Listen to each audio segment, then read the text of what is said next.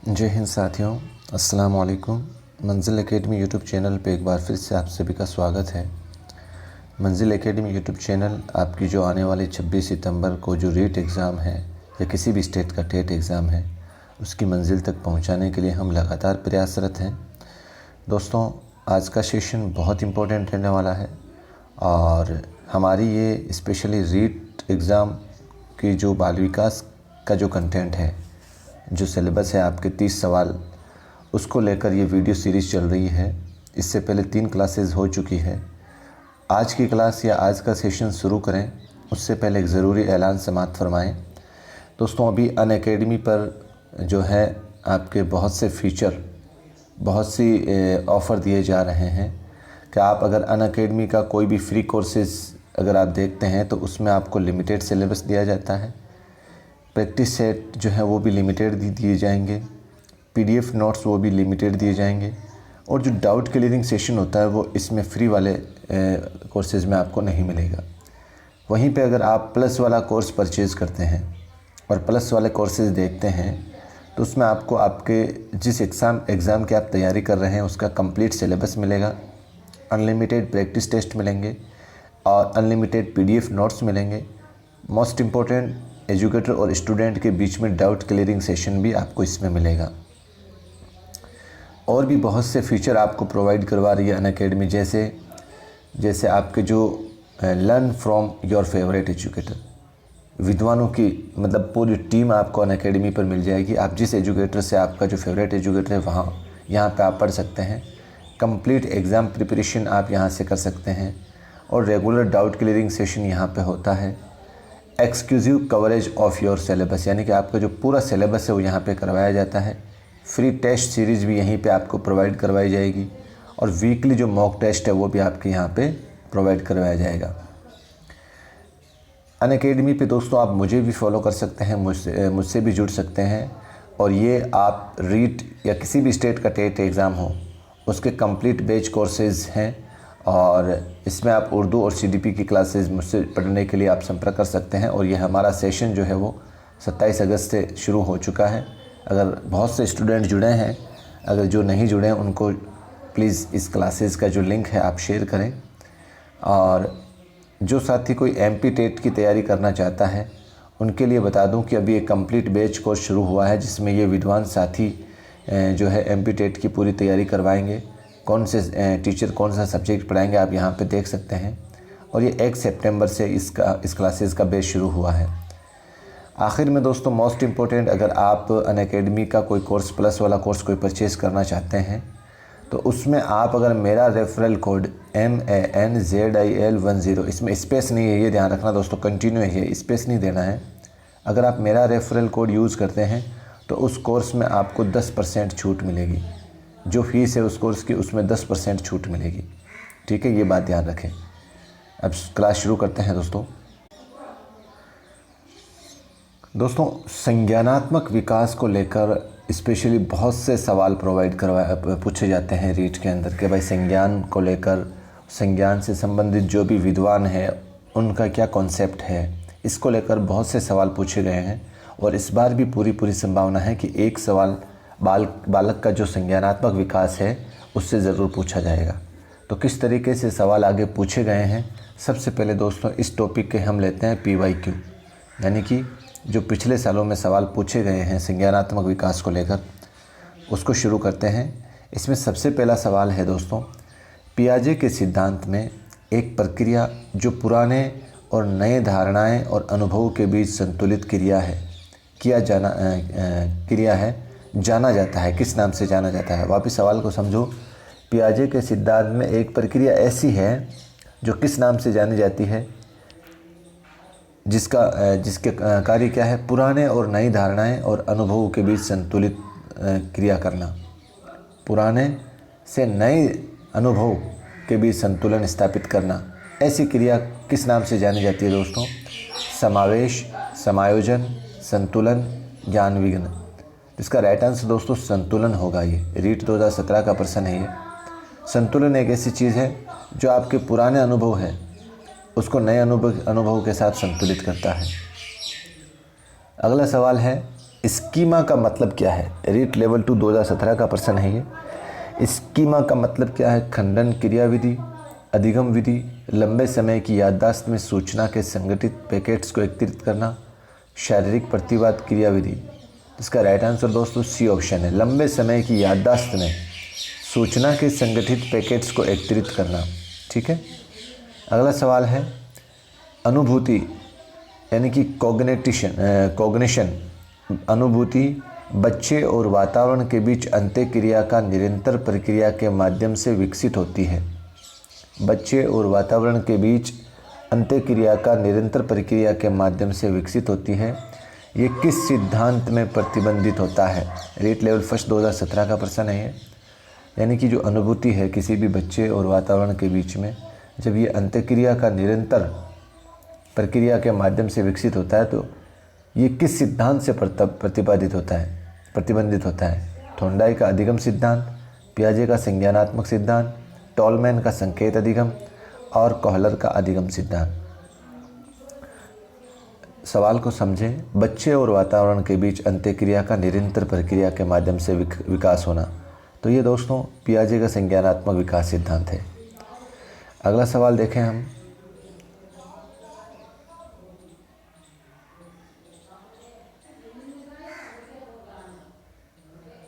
एक विशेष स्तर पर बच्चे मौलिक तर्क का इस्तेमाल करना शुरू कर देते हैं तथा सभी प्रकार के प्रश्नों का जवाब जानना चाहते हैं।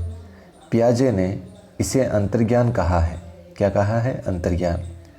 पियाजे के अनुसार निम्न में से कौन से चरण का यह अर्थ है?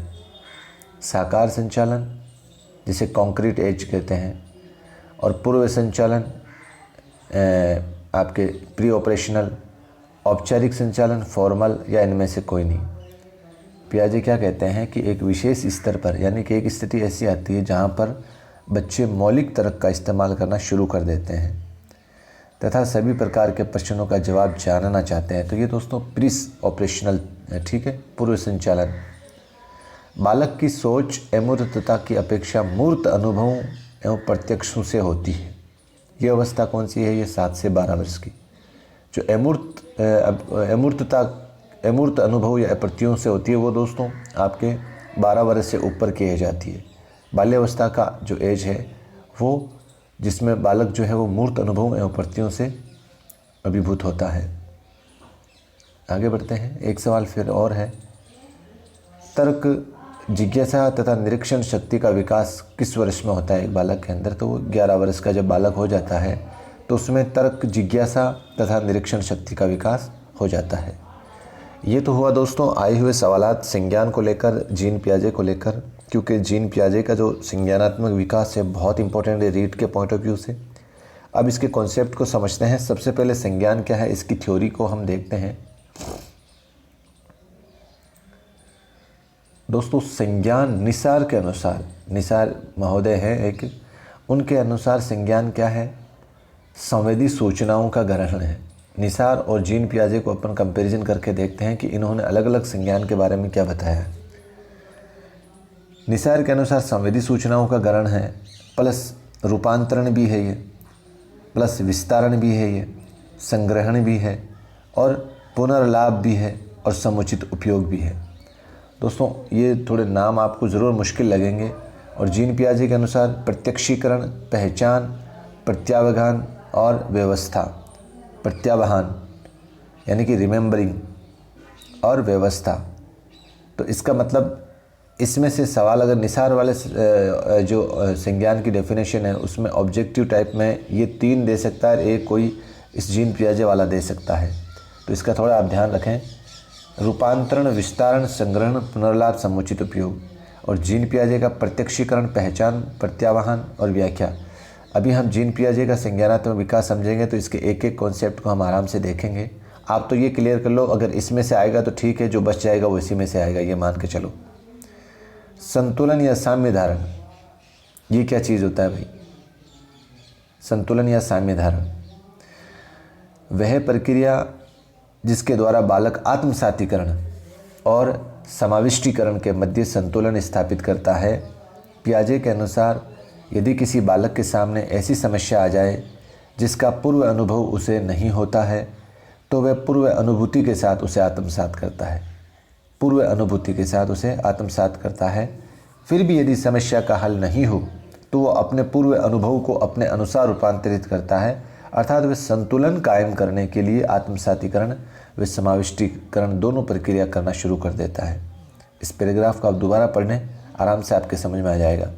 संतुलन यानी कि अपने पूर्व अनुभव से के साथ समायोजन करते हुए उस समस्या का समाधान करना, ठीक है, वही संतुलन होता है। संरक्षण वातावरण में परिवर्तन तथा स्थिरता को पहचानना तथा वस्तु के रूप रंग में परिवर्तन को उस वस्तु के तत्व में परिवर्तन से अलग करने की क्षमता। यानी कि संरक्षण क्या होता है? वातावरण में परिवर्तन तथा स्थिरता को पहचानना। वातावरण में परिवर्तन कैसे हो सकता है?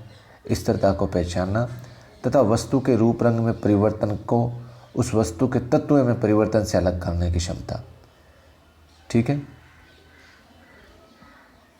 फिर देखते हैं स्कीमा क्या है। ये दोस्तों ये भी आप अच्छे से समझ लें।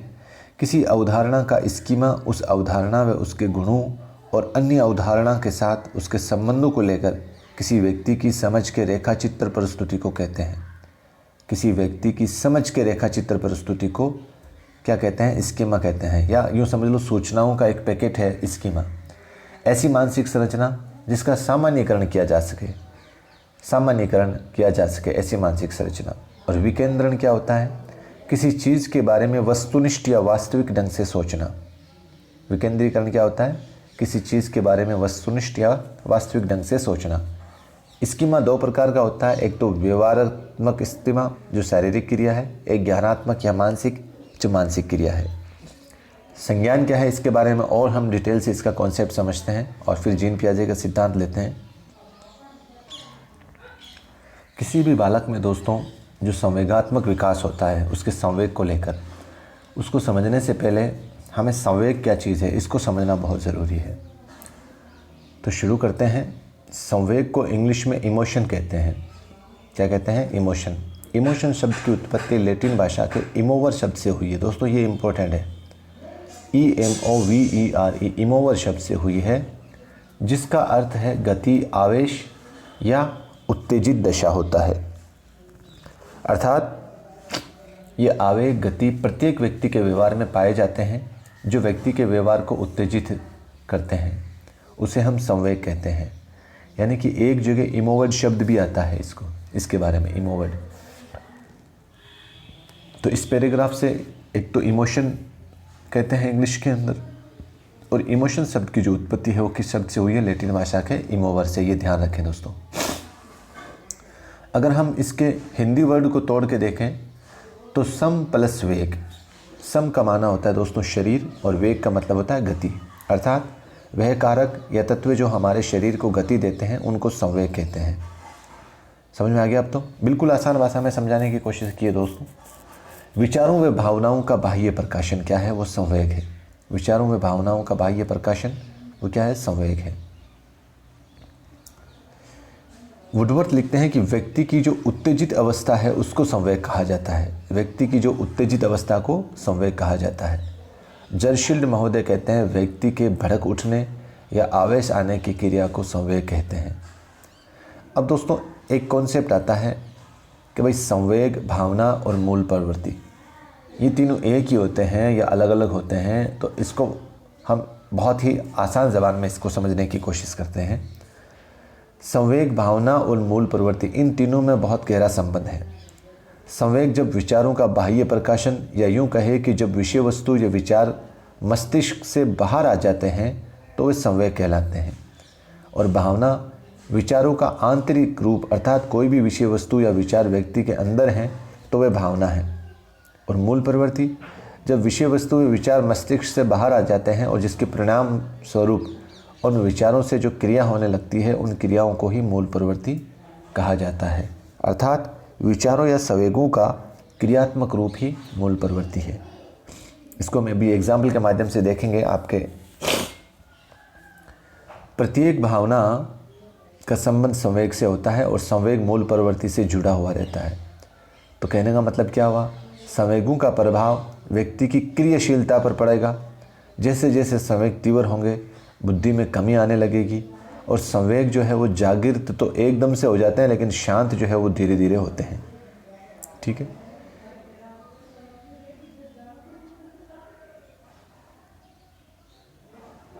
संवेगों की प्रमुख विशेषता देखो, एक बार और इसको वापस देखो। यहाँ पे इसको मैं आपको एक उदाहरण के माध्यम से समझाता हूँ इस चीज़ को, जो संवेग, भावना और मूल प्रवृत्ति। जब विचारों का बाह्य प्रकाशन या विचारों का आंतरिक परिवर्तन। देखो, भावना क्या है? मेरे अंदर विचार आया, मैंने एक आम का वृक्ष देखा और उस वृक्ष को देखकर मेरे मन में ये विचार आया कि यार ये आम मुझे बहुत पसंद है। मेरे मन में ये विचार आया कि आम जो है वो मुझे बहुत पसंद है और ये मुझे खाना चाहिए। ये मन में विचार है तो उसका ये क्या है? भावना है। ठीक है। अब मैंने इस आम के वृक्ष के लिए जो उसका माली है बाग का, उससे बोला कि यार ये आम मुझे बहुत पसंद है, आप मुझे इसको दे सकते हैं क्या? ये यहाँ पर क्या हो गया? ये संवेग हो गया। ये मेरे जो विचार था, मन में विचार था, जो मेरी भावना थी, उसका बाह्य प्रकाशन हो गया, क्योंकि मैंने उसको जाहिर कर दिया। मैंने उसको जाहिर कर दिया और उसको बोला कि भाई मुझे ये आम खाना है, आप दे सकते हैं क्या? तो बाह्य प्रकाशन वो क्या हो गया? संवेग। अब मूल प्रवृत्ति, अब उसने इजाज़त दे दी और मुझे बोला कि आप इसको तोड़कर आप खा सकते हैं। तो मैंने ये जो क्रिया की इसको तोड़कर आम खाने की, वो क्या है? मेरी मूल प्रवृत्ति है। वो क्या है? मेरी मूल प्रवृत्ति है। अब समझ में आया?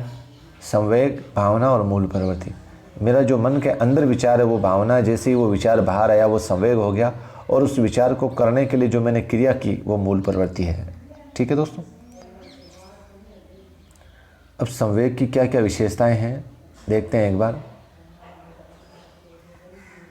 संवेग सार्वभौमिक होते हैं, यानी संवेग सभी प्राणियों में होते हैं, चाहे मानव हो या जानवर हो। हाँ, संवेगों की गति कम या ज़्यादा हो सकती है। संवेग जन्मजात होते हैं। संवेग उत्पन्न होने पर शरीर में परिवर्तन आ जाता है, और ये परिवर्तन हमारे शरीर में आंतरिक और बाह्य दोनों प्रकार से हो सकता है। ठीक है। बाह्य परिवर्तन जैसे क्रोध आने पर चेहरे के हाव भाव में परिवर्तन होना। आंतरिक परिवर्तन जैसे हमारे मस्तिष्क में विभिन्न प्रकार के विचार आएंगे जो क्रोध से संबंधित होंगे। संवेगों के तीव्र होने पर विचार प्रक्रिया दोस्तों धीमी या बंद हो जाती है, अर्थात संवेग जितने ज़्यादा तीव्र होंगे बुद्धि उतनी ही कम होगी। संवेगों की अभिव्यक्ति व्यक्तिगत होती है, अर्थात एक व्यक्ति के संवेगों के बाहर आने की अभिव्यक्ति भिन्न भिन्न होती है और व्यक्तियों के व्यवहार में भी भिन्नता आएगी। संवेगों की जो प्रकृति होती है दोस्तों वो अस्थायी होती है। ये दोस्तों इसकी विशेषताओं को लेकर बहुत अच्छा सवाल बन सकता है, इसको ध्यान से आपको याद रखना है, समझना है। एक में आ सकता है आपके संवेग जन्मजात होते हैं, एक में आ सकता है संवेग की प्रकृति स्थायी होती है। अब आपने अगर इसको अच्छे से नहीं पढ़ा तो आपका सवाल गलत हो जाएगा। आप ये ध्यान रखना, संवेगों की जो प्रकृति है वो स्थायी नहीं है बल्कि अस्थायी होती है। भावना से संवेग उत्पन्न होते हैं और प्रत्येक संवेग के साथ मूल प्रवृत्ति जुड़ी हुई रहती है। जैसे एग्जाम्पल भय। अब भय एक संवेग है और इसके साथ मूल प्रवृत्ति क्या करेगी? पलायन इसके साथ इसका मूल प्रवृत्ति है। प्रत्येक भावना, नोट लगाकर देखें, प्रत्येक भावना संवेग का रूप धारण करे ये ज़रूरी नहीं है। प्रत्येक जो भावना होती है हमारे मन में, ये ज़रूरी नहीं है कि वो संवेग का रूप धारण ही करेगा, क्योंकि कुछ भावनाएं प्रकट होने से पहले दम तोड़ देती है, जिन्हें हम दमित इच्छा कहते हैं। लेकिन प्रत्येक संवेग मूल प्रवृत्ति का रूप धारण करता है, ये ध्यान रखना। संवेगों से सुख व दुख दोनों मिलता है, सकारात्मक व नकारात्मक। अब जैसे ये मैंने आपको एग्जाम्पल अभी समझा दिया है। ठीक है, आगे देखते हैं। संवेगों को लेकर कुछ सिद्धांत भी दिए गए हैं, एक बार हम इनको भी देख लेते हैं। विलियम मैकडूगल 1908 ईस्वी में मैकडूगल ने अपनी पुस्तक है an introduction to social psychology में संवेगात्मक सिद्धांत दिया है, और इसके अनुसार सभी मनुष्यों में 14 प्रकार के संवेग पाए जाते हैं, और जिनके साथ 14 प्रकार की मूल प्रवृत्तियाँ जुड़ी होती है जो मनुष्य के व्यवहार का निर्माण करती है। इनके जो मैकडूगल का जो सिद्धांत है मूल प्रवृत्ति को लेकर, ये दोस्तों जब हम अभिप्रेरणा वाला चैप्टर करेंगे उसके साथ इसको शामिल करेंगे। सिगमंड फ्राइड ने भी 2 प्रकार के संवेग बताए हैं, एक तो युयुत्सा और एक जिजीविषा। युयुत्सा का मतलब युद्ध करने की इच्छा और जिजीविषा मतलब जीने का इरादा। तो संवेगों को लेकर एक तो सिगमंड फ्राइड, एक विलियम मैकडूगल, और तीसरा है ब्रिजेस। ब्रिजेस ने 10 प्रकार के संवेग बताए हैं। इनके अनुसार 2 वर्ष में सभी 10 संवेग विकसित हो जाते हैं, और जन्म के समय ब्रिजेश के अनुसार केवल एक ही संवेग होता है, वो होता है उत्तेजना। वाटसन के अनुसार नवजात शिशुओं में 3 संवेग पाए जाते हैं, भय, क्रोध और स्नेह। भय, क्रोध और स्नेह। ठीक है। अब दोस्तों हम शुरू करते हैं कि भाई जीन पियाजे जो महोदय हैं, जिन्होंने संज्ञान को लेकर बहुत अच्छा काम किया है, इनका क्या कॉन्सेप्ट है संज्ञान को लेकर, उसको पढ़ते हैं हम। जीन पियाजे का संज्ञानात्मक सिद्धांत, जिसके संज्ञानात्मक विकास की थ्योरी भी कहते हैं। संज्ञान क्या है? सबसे पहले प्राणी का वे व्यापक व स्थायी ज्ञान है, जिसे वे वातावरण या उद्दीपक जगत या बाह्य जगत के माध्यम से ग्रहण करता है। अब तो समझ में आ गया होगा। वे बाहरी, वे व्यापक या स्थायी ज्ञान है। प्राणी वे व्यापक या स्थायी ज्ञान है, जिसे वे वातावरण या उद्दीपक जगत या बाह्य जगत से ग्रहण करता है। संज्ञान को और समझते हैं हम। वातावरण की संवेदी सूचनाओं को प्राप्त करना, उनको संग्रहित करना और उसके अनुसार प्रतिक्रिया देना, अपने ज्ञान को निरंतर बढ़ाना ताकि वातावरण के साथ में अनुकूलन कर पाए। यानी जब वातावरण में अनुकूलन बढ़ता है तो ये संज्ञान में बढ़ोतरी है। कल्पना करना भी संज्ञान में शामिल है। संज्ञानात्मक प्रक्रियाएं कौन कौन सी हैं? चिंतन, तर्क, कल्पना, स्मरण व समस्या समाधान, ध्यान केंद्रित आदि। ये सब क्या है दोस्तों? ये संज्ञानात्मक प्रक्रियाएं हैं। जीन पियाजे का जो टाइम पीरियड है दोस्तों 1896 से लेकर 1980 तक है। और इनकी पुस्तक जो है वो बाल चिंतन की भाषा, इनकी पुस्तक का नाम पूछा जा सकता है, बाल चिंतन की भाषा। जीन पियाजे खुद के जो बच्चे हैं, एक तो लॉरेंट नाम है, एक ल्यूसिन है, इस पर प्रयोग करते हैं। और सर्वप्रथम, ये ध्यान रखना दोस्तों, ये लाइन बहुत इंपॉर्टेंट है, सर्वप्रथम संज्ञानात्मक पक्ष का क्रमबद्ध और वैज्ञानिक अध्ययन करता भी जीन पियाजे ही है, सर्वप्रथम। और मनोविज्ञान, विकासात्मक मनोविज्ञान से संबंधित जनक ना व्यवहारिक और ना ही संज्ञानवादी थे। इनका ये ध्यान रखना, ना ये पूरी तरीके से व्यवहारवाद से संबंधित है और ना ये पूरी तरीके से संज्ञानवाद से संबंधित है। ये विकासात्मक मनोविज्ञान से संबंधित है। ये स्विट्जरलैंड के निवासी थे और जीव विज्ञान शास्त्री थे और अपने आसपास के बच्चों के ज्ञानात्मक मानसिक विकास का ये अध्ययन किया इन्होंने। और इसी अध्ययन के परिणाम स्वरूप विकास की 4 अवस्थाएं बताई हैं इन्होंने। इसी कारण इस सिद्धांत को संज्ञानात्मक विकास का सिद्धांत कहते हैं। इस सिद्धांत को विकास के ज्ञान के आधार पर विकासात्मक सिद्धांत और विकास की विभिन्न अवस्थाओं के कारण ही विकास की अवस्था का ध्यान भी कहते हैं। इनका मानना है कि प्रत्येक बालक जन्म से ही क्रियाशील होता है। जो विकासात्मक मनोविज्ञान है दोस्तों, वो गर्भावस्था से लेकर वृद्धावस्था तक उसमें अध्ययन किया जाता है, जबकि जो बाल विकास है उसके अंदर गर्भावस्था से किशोरावस्था तक का ही अध्ययन किया जाता है। अब जीन पियाजे का संज्ञानात्मक सिद्धांत क्या है, एक बार इसको थोड़ा सा देखते हैं हम।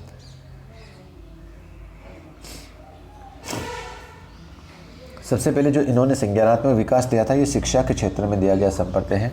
और विकास आरंभ जो होता है वो गर्भावस्था से होता है और संज्ञान विकास का प्रारंभ जो है वो शैशवावस्था से जीवन पर्यंत चलता है। इनके कुछ कॉन्सेप्ट हैं, जैसे संगठन और अनुकूलन। फिर अनुकूलन के इन्होंने 2 पार्ट बताए हैं, आत्मसातीकरण और विशिष्टीकरण। ठीक है। अब संगठन में क्या करता है बालक?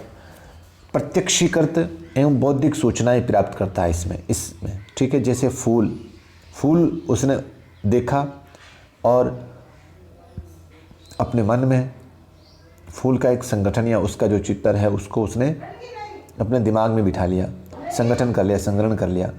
फिर कमल का फूल जब उसके सामने आता है तो इस फूल से ये रिलेटेड करके अनुकूलन कर लेता है उस फूल को।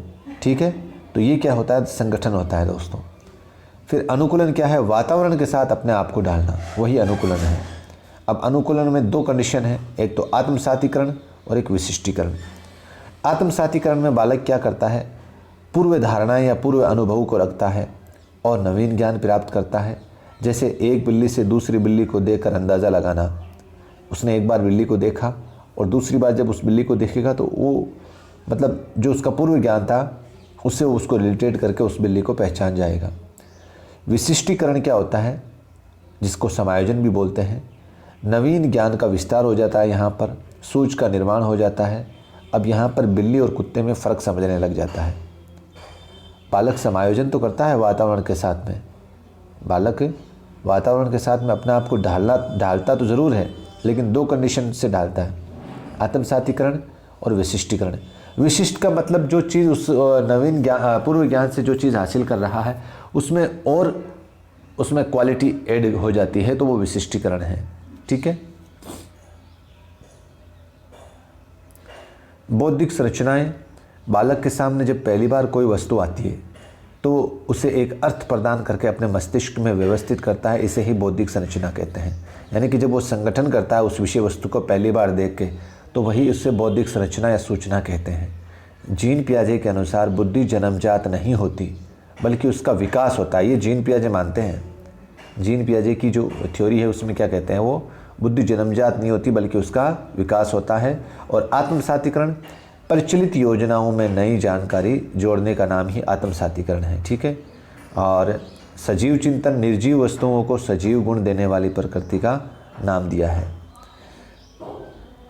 अब ये दोस्तों, ये हर चीज़ मैं कह रहा हूँ ना, जीन पियाजे के संज्ञानात्मक विकास को इस वीडियो को अगर आप 2-3 बार देखेंगे तो एक सवाल है दोस्तों निकल जाएगा इससे।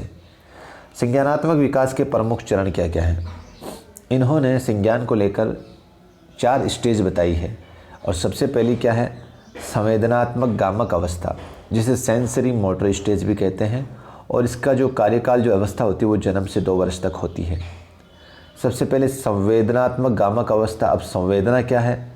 ये संवेदी समझ होती है जो इंद्रियों द्वारा प्राप्त होने वाला प्रथम ज्ञान होता है, जिसे वस्तु स्थायित्व गुण भी कहते हैं। इंद्रियों द्वारा प्राप्त होने वाला प्रथम ज्ञान, उसे क्या कहेंगे? वस्तु स्थायित्व का गुण कहते हैं। इंद्रियों यानी कि हमारे जो शरीर है, इस पूरे शरीर में 5 इंद्रियां होती है। ठीक है। अब गामक क्रिया क्या होती है? शरीर के द्वारा की जाने वाली क्रिया, जैसे खेलना, पकड़ना, लिखना, अर्थात असहाय प्राणी से गतिशील प्राणी बनना। बालक जो है इसमें 0 से 2 वर्ष तक जो बालक है वो धीरे धीरे इसकी जो शारीरिक क्रिया होती है वो गामक क्रिया का पार्ट होता है।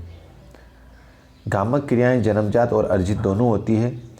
स्कीमा, छोटे छोटे बच्चे जो क्रियाएं करते हैं वो क्रियाएं उनके मस्तिष्क या संज्ञान से जुड़ी हुई होती है, जिसे स्कीमा कहते हैं। और ये क्रिया शारीरिक क्रियाएं होती है, अनुकरण, स्मृति और मानसिक निरूपण। आगे बढ़ते हैं।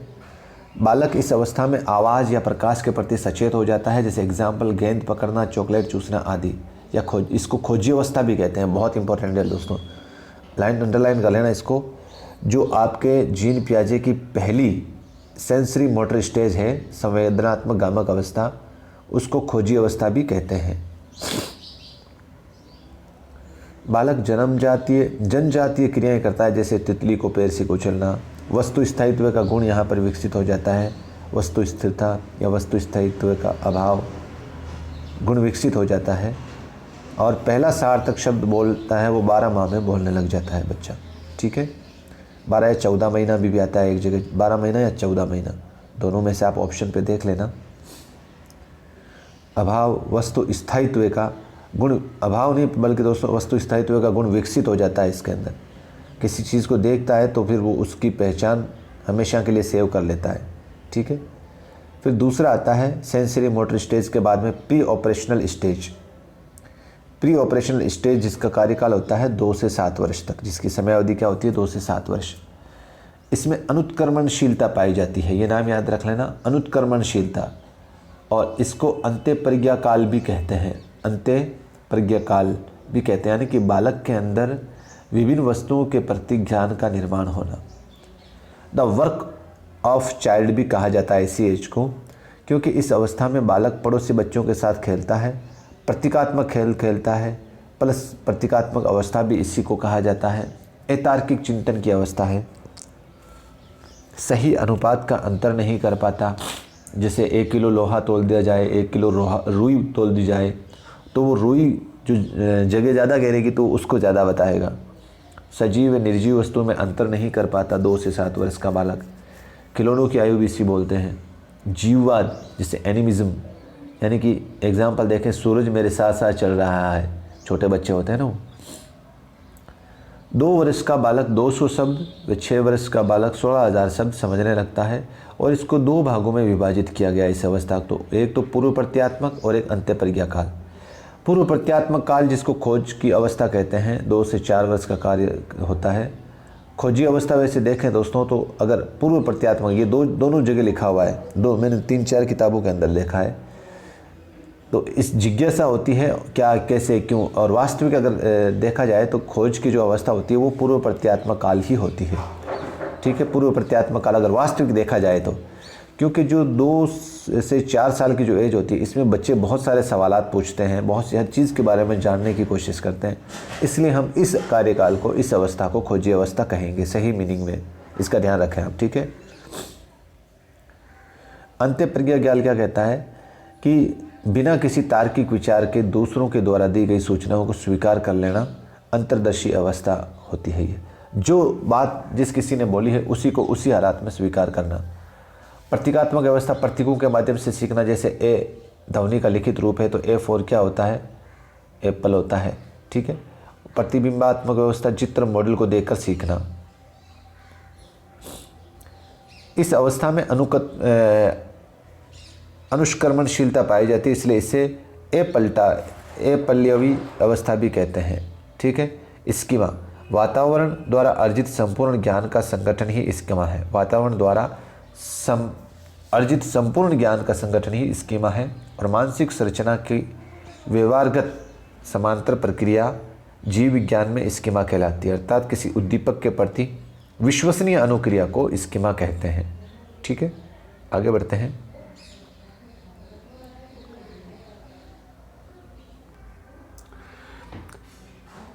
जीन पियाजे की जो तीसरी संज्ञानात्मक अवस्था को डिवाइड किया गया उसका नाम है दोस्तों मूर्त संक्रियात्मक अवस्था। ठीक है, यानी कि कॉन्क्रीट ऑपरेशनल स्टेज। पहली अवस्था का नाम था दोस्तों सेंसरी मोटर स्टेज, दूसरी का था प्री ऑपरेशनल स्टेज, और तीसरी है आपके कॉन्क्रीट ऑपरेशनल स्टेज, जिसका 7 से 11 वर्ष के अंदर डिवाइड किया गया है। इस अवस्था के क्या क्या विशेषताएं हैं? तार्किक चिंतन की अवस्था है ये, बालक इसमें तार्किक चिंतन करने लग जाता है, मूर्त चिंतन करने लग जाता है, संबंध की अवस्था भी होती है ये, और पलटावी गुण विकसित हो जाता है। ट्रेट ऑफ रिवर्सिबिलिटी, यानी कि पलटकर सोचने की क्षमता का विकास हो जाता है। जैसे 2 × 3 = 6, अब ये 6 कैसे हुआ, ये पलटावी गुण इसमें विकसित हो जाता है। किसमें? मूर्त संक्रियात्मक अवस्था या कॉन्क्रीट ऑपरेशनल स्टेज। सही अनुपात का अंतर करने लग जाता है, आरोही और अवरोही क्रम को समझने लग जाता है, क्रमबद्धता, आकार, भार आदि को समझने लग जाता है, और उत्क्रमणशीलता यानी कि रिवर्सिबिलिटी पाई जाती है इसके अंदर। इस अवस्था में 3 संपर्ते विकसित होते हैं। क्या क्या? एक तो संरक्षण, चीज़ों का संरक्षण करने लग जाता है, बालक जो है वो वर्गीकरण भी करने लग जाता है, एक दूसरी चीज़ों को लेकर संबंध भी स्थापित करना शुरू कर देता है। ये 3 गुण बालक के अंदर विकसित हो जाते हैं। अगली स्टेज है दोस्तों औपचारिक संक्रियात्मक अवस्था, जिसे फॉर्मल ऑपरेशनल स्टेज भी कहते हैं, 11 से 15 वर्ष तक। ठीक है, और ये था 7 से 11 वर्ष तक। पहली स्टेज थी सेंसरी मोटर 0 से 2, फिर प्री स्टेज थी वो थी आपके 2 से 7 वर्ष तक, और 7 से 11 वर्ष तक था वो था कॉन्क्रीट ऑपरेशनल स्टेज, और 11 से 15 वर्ष जो है वो औपचारिक संक्रियात्मक अवस्था है। इसकी विशेषता यह है कि ये निगनात्मक चिंतन की अवस्था है। अमूर्त चिंतन और मानसिक विकास की सर्वोच्च शक्ति होती है, जैसे निर्णय शक्ति, स्मरण, चिंतन, मनन आदि। समस्या समाधान की प्रणाली विकसित हो जाती है। अपसारी चिंतन, जैसे कल्पना, यदि ऐसा होता तो कैसे होता, अपसारी चिंतन का यहाँ पर विकास हो जाता है। अगर कुछ फैक्ट देखें, सवाल देखें, पियाजे के अनुसार बाल विकास की कितनी अवस्थाएं हैं? 4 हैं। पियाजे के अनुसार संज्ञानात्मक विकास के किस चरण पर वस्तु स्थायित्व की या वस्तु स्थिरता उत्पन्न होती है? तो संवेदी पेशी अवस्था। ठीक है, संवेदी पेशी अवस्था पहली अवस्था जो 0 से 2 तक है।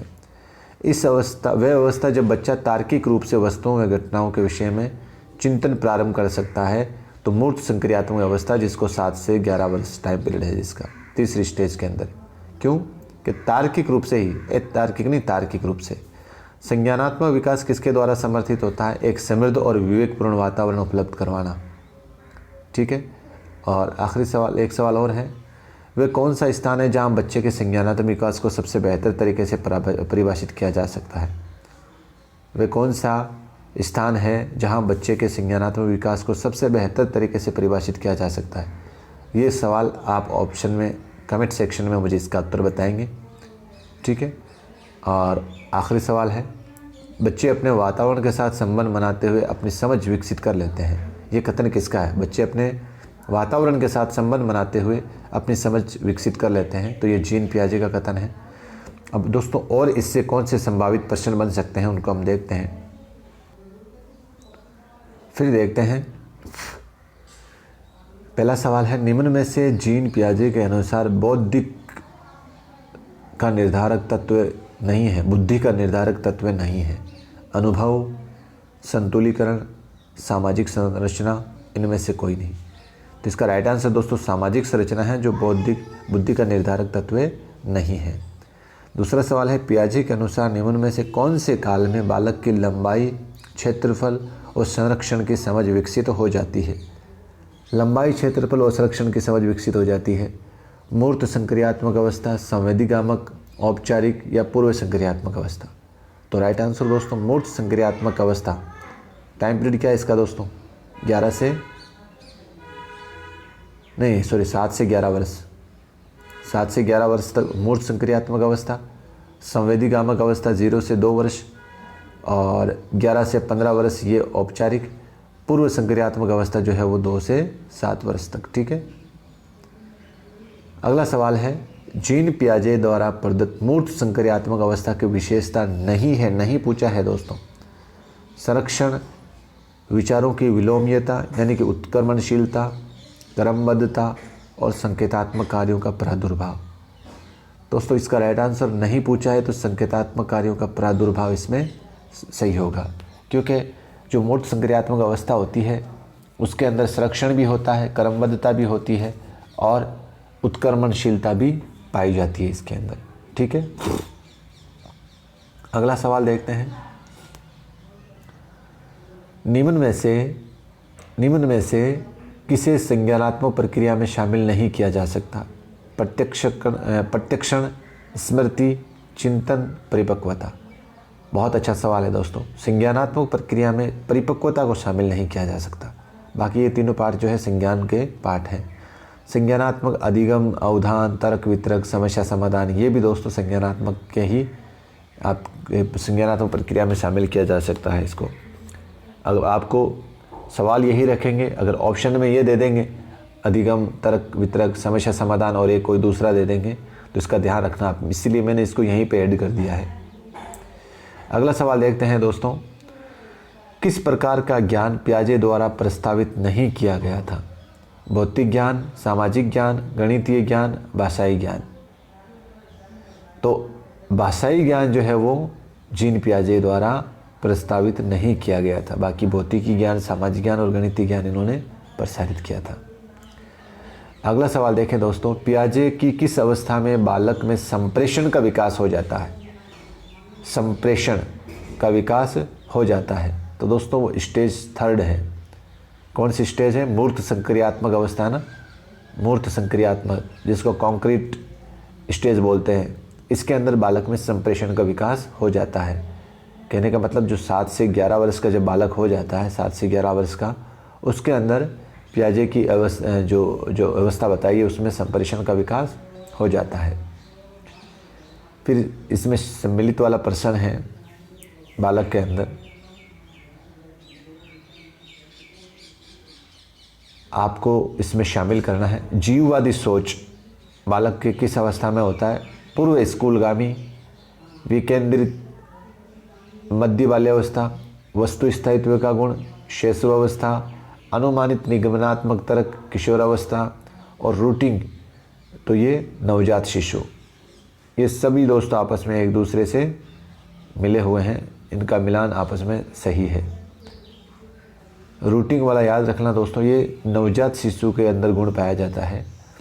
और जीववादी सोच जो है पूर्व स्कूलगामी यानी कि स्कूल से जाने से पूर्व की जो अवस्था है वो जीववादी सोच उसमें विकसित होती है।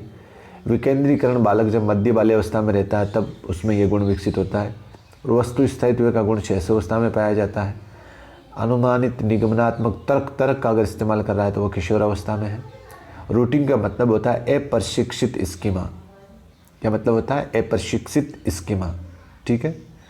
अगला सवाल देखते हैं, निम्न में से कौन सा निहितार्थ पियाजे के संज्ञानात्मक विकास के सिद्धांत से नहीं निकाला जा सकता।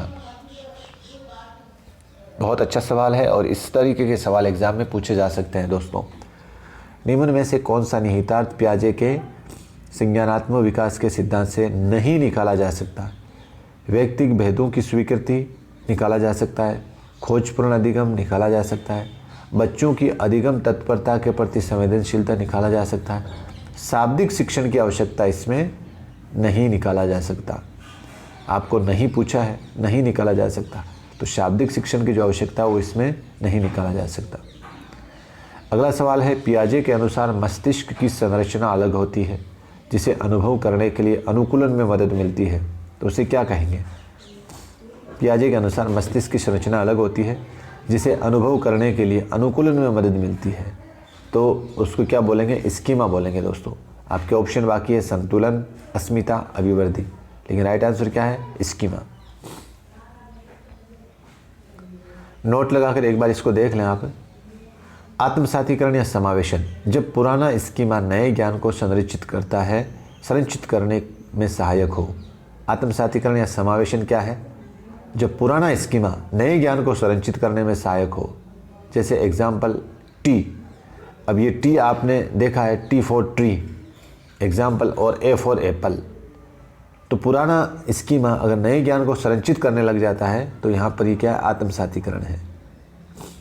समायोजन या व्यवस्थापन, जब पुराना स्कीमा, ध्यान से देखें इसको, दोनों में फ़र्क है थोड़ा सा। पुराना स्कीमा नए ज्ञान को संरचित कर रहा है तो वहाँ पर आत्मसातीकरण और समावेशन है। अब समायोजन जो है वो क्या करता है? जब पुराना स्कीमा नए ज्ञान के निर्माण में बाधा पैदा करता हो तो उसे संशोधित करना होगा और नए स्कीमा का निर्माण करना होगा। एग्जाम्पल जैसे ए तो आपने पढ़ा था, जो आपका पुराना स्कीमा था, अब उसके अंदर आपने और नया ऐड कर लिया कि भाई इस तरीके का भी जो छोटी स्मॉल लेटर में ए है वो भी ए ही होगा।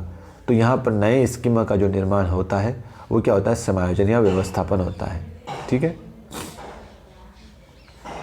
अब जैसे यहाँ पर 29 में टू पहले आ रहा है, 32 में टू बाद में आ रहा है, इस तरीके का जो व्यवस्थापन है वो किस में होता है? समायोजन या व्यवस्थापन में होता है।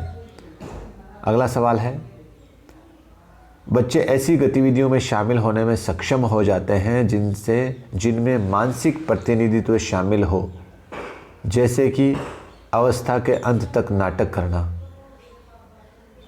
यानी कि अंत तक नाटक करना। तो वो किस अवस्था में होता है दोस्तों? सवाल देखो आप, बच्चे ऐसी गतिविधियों में शामिल होने में सक्षम हो जाते हैं जिनमें मानसिक प्रतिनिधित्व शामिल हो। मानसिक प्रतिनिधित्व जैसे अंत तक नाटक करना, तो पूर्व संक्रियात्मक काल, औपचारिक संक्रियात्मक काल, मूर्त संक्रियात्मक अवस्था या संवेदीगामक। दोस्तों इसके अंदर जहाँ तक मुझे लग रहा है आंसर, ये सस्पेंस है दोस्तों, इसको मैं आपको श्योर नहीं कह रहा हूँ कि यही आंसर होगा। मानसिक प्रतिनिधित्व, अब देखो इसमें बच्चा, जो छोटा बच्चा है 0 से 2 वर्ष तक, वो मतलब अंत तक नाटक करता है। मतलब अगर उसको कोई चीज़ या खिलौना वगैरह नहीं मिलता है तो वो अंत तक वो नाटक करेगा, वहाँ उस चीज़ तक, उस टाइम तक रोता रहेगा जब तक वो चीज़ उसको नहीं मिलेगी। तो ये दोस्तों मुझे जहाँ तक मेरे हिसाब से तो इसका आंसर ये संवेदीगामक है। बाकी आप थोड़ा सा इसको देख लेना। ठीक है। अगला सवाल है, पियाजे की किस अवस्था में भाषा का विकास आरंभ होता है? पियाजे की किस अवस्था में भाषा का विकास आरंभ होता है? तो यहाँ सेकंड अवस्था है। सेकंड अवस्था कौन सी है दोस्तों? प्री ऑपरेशनल स्टेज, जिसका एज क्या है? 2 से 7 वर्ष। प्री ऑपरेशनल स्टेज वो क्या है? दूसरी अवस्था है और इसके अंदर बालक में भाषा का विकास हो जाता है। बच्चे में जीववाद का क्या कारण है? अपलटावी, विकेंद्रीकरण, आगमन चिंतन या अहम केंद्रिता। राइट आंसर क्या हो जाएगा? अहम केंद्रिता। ठीक है। यानी कि पियाजे की, अगला सवाल है, बच्चों में जीववाद का मतलब वो उस चीज़ को, जैसे उसको कोई खिलाना दिया जाए, बेबी डॉल दिया जाए, तो वो उससे ऐसे बातें करेगा जैसे वो जिंदा हो, उसको जीवित रूप दे देता है वो बालक। तो अहम केंद्रिता उसमें पाई जाती है। अहम केंद्रिता के कारण ही वो उसको जीवित मानता है। अगला सवाल है, पियाजे की किस अवस्था में बच्चे वैज्ञानिकों की भांति कार्य करते हैं? वैज्ञानिकों के भांति, तो स्टेज फर्स्ट है, उसमें जीन पियाजे के अनुसार बालक जो है वैज्ञानिकों की भांति कार्य करते हैं, जो गामक अवस्था होती है ना, संवेदी गामक अवस्था 0 से 2 वर्ष में। ठीक है, आगे बढ़ते हैं। आखिरी सवाल, जब एक बालक एक जानवर को कुत्ते के नाम से जान जाता है तो इस सभी 4 टांग वाले जानवरों को कुत्ता कहने लगता है, तो इसे क्या कहा जाएगा? बहुत अच्छा सवाल है दोस्तों। स्कीमा कहा जाएगा उसे। क्या कहेगा? स्कीमा। जब एक बालक एक जानवर को कुत्ते के नाम से जाना जाता है तो इस सभी 4 टांगों वाले जानवरों को कुत्ता कहने लगेगा, इसे क्या कहेंगे? स्कीमा। अब उसके अंदर अगर नए स्कीमा ऐड होगा, नए स्कीमा और ऐड होगा, तब जाके उसमें समायोजन या आत्मसाती कर समायोजन वो उस चीज़ के साथ समायोजन कर पाएगा। ठीक है दोस्तों, तो आज का सेशन यहीं पे समाप्त करेंगे। जीन पियाजे को लेकर मुझे नहीं लगता इससे बाहर कोई सवाल बनेगा। अगर आपने अच्छे से ईमानदारी से इस कंटेंट को 1-2 बार देखा है तो निश्चित रूप से आपका सवाल जीन पियाजे के संज्ञानात्मक विकास से लेकर सवाल गलत नहीं होगा। और ये दोस्तों भरोसा दिलाता हूँ कि जीन पियाजे में से या संज्ञानात्मक विकास में से एक सवाल निश्चित रूप से आपके बनेगा। तो कैसा लगा कंटेंट? कमेंट सेक्शन में कमेंट ज़रूर करें दोस्तों। अगर ये सीरीज पसंद आ रही है या नहीं आ रही है, जो कुछ भी आपको कैसा लग रहा है, कमेंट ज़रूर करें, ताकि मुझे भी इसमें लगे क्या सुधार करना है, क्या कैसे जो मेहनत कर रहे हैं हम वो कारगर साबित हो रही है कि नहीं हो रही है। ठीक है ना? तो दीजिए मुझे इजाज़त, फिर से मिलते हैं एक नए कंटेंट के साथ। जय हिंद, जय भारत।